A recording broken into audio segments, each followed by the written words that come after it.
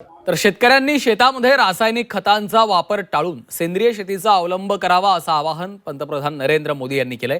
या आवाहनाबाबत शेतकरी आणि खत विक्रेते यांचं नेमकं काय म्हणणं आहे त्यांच्याशी संवाद साधलेला आमचे प्रतिनिधी श्रीकांत राऊत यांनी पाहूयात।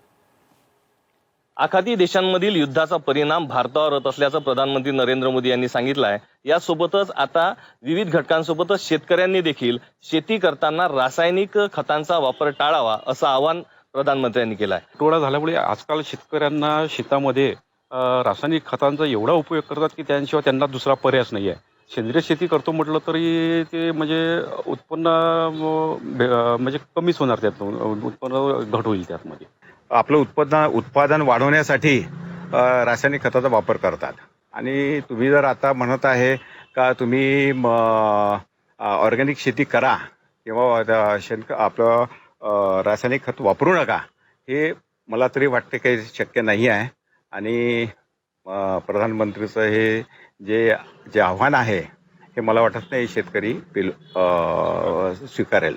गव्हर्नमेंटनी खरं म्हणजे आम्हाला तर बियाणं, ते ब्राझीलचे सोयाबीनचे बियाणे वगैरे आणून द्यायला पाहिजे। त्यांचं एकरी उत्पन्न 30 क्विंटल आहे। आपले सोयाबीन जे देशी सोयाबीन आहे त्याचं 7-8च्या वर आम्हाला ॲव्हरेजच येत नाही। जे प्लॅनिंग जे पाहिजे सेंद्रिय शेतीसाठी खूप आधीपासून पाहिजे। मी त्याचा अभ्यास केला आहे।